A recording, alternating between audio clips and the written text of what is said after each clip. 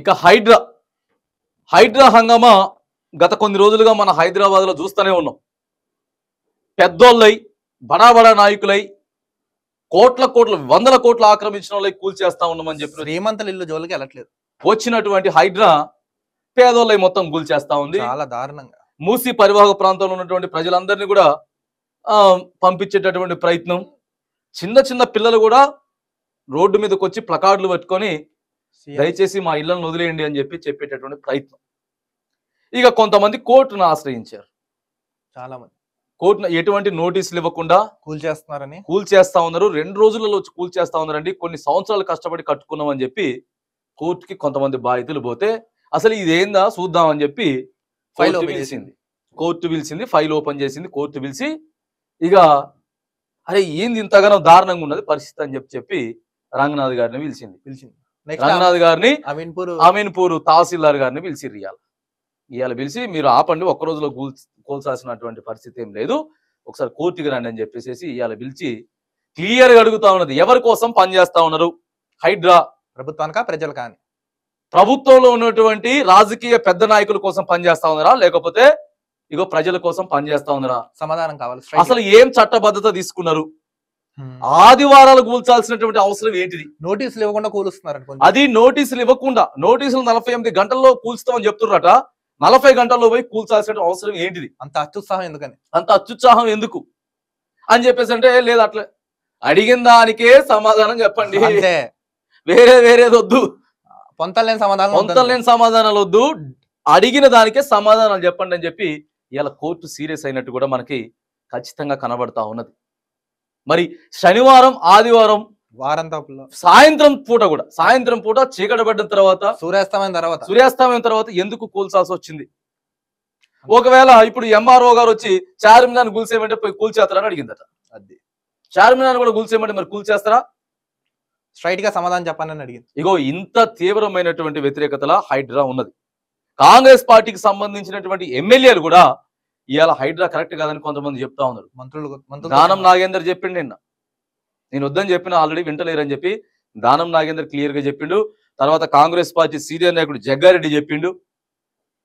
ఎంతో మంది దయచేసి పేద ప్రజలు ఇది చేయకండి అని అంటే క్లియర్ గా కూడా హైడ్రా పై హైకోర్టు ఇవాళ వెరీ సీరియస్ అయింది రేవంత్ రెడ్డికి. మరి ఎందుకనంటే హైడ్రా పేరుతోటి అసలు అన్ని కూల్చేస్తాం, ఎవరు చెప్పినా ఆగం అని చెప్పి అన్నటువంటి ముఖ్యమంత్రి గారికి మరి ప్రస్తుతం షాక్ లో కనపడతాం. వన్ మ్యాన్ ఆర్మీగా వెళ్ళిపోయిన వాళ్ళకి ఇలా పడ్డది. ఒక్కసారి కోర్టు క్లియర్ గా అసలు ఏమడిగింది ఒక్కసారి ఇప్పుడు చూడండి. కోర్టు 10 ప్రశ్నలను సూటిగా అడిగింది. ఫస్ట్ చూడండి, ఆదివారం కూల్చాల్సిన అవసరం ఏంటిది? ఆదివారం కూల్చాల్సిన అవసరం ఏంటిది? అసలు ఆదివారం వీకెండ్ వస్తే ప్రతి ఒక్కటి గుండెలో గుబులు.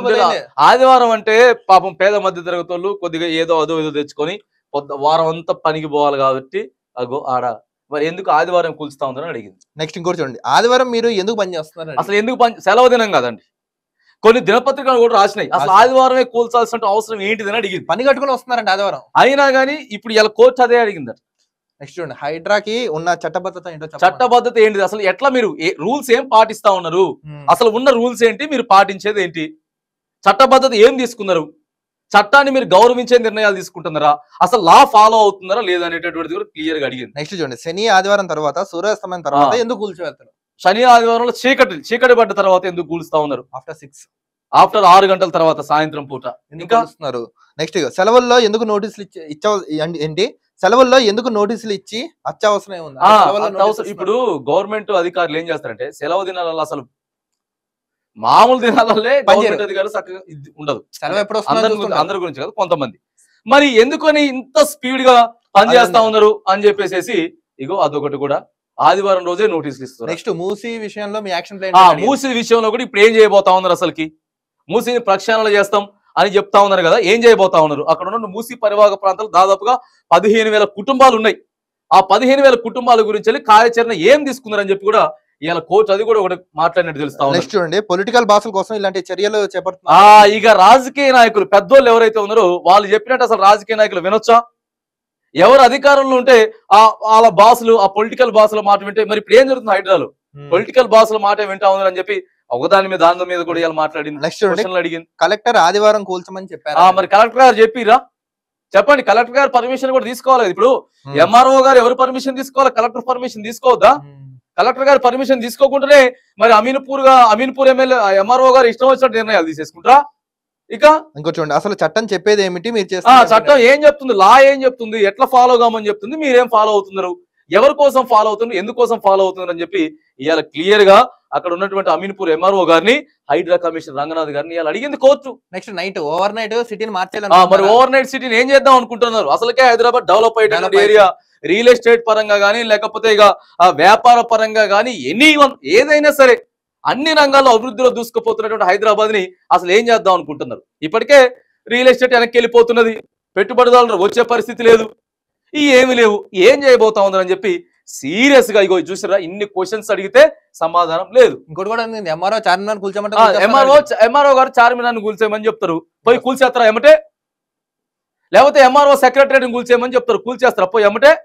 అది కూడా మళ్ళీ ఆదివారం సీకట పడ్డ తర్వాత అని చెప్తే రంగనాథ్ గారు ఏం మాట్లాడుకుంటా వేరే విషయం అడిగిన దానికే సమాధానం చెప్పమని చెప్పిరట. ఉక్కిరి బిక్కిరాడట ఆయన. అడిగిన దానికి సమాధానం చెప్పు, ప్రజల కోసం చేస్తున్నావా ఇక సీదా నువ్వు రేవంత్ రెడ్డి కోసం చేస్తున్నావా అని చెప్పి ఇవాళ హైకోర్టు సీరియస్ అయితే ఏం సమాధానం లేదు.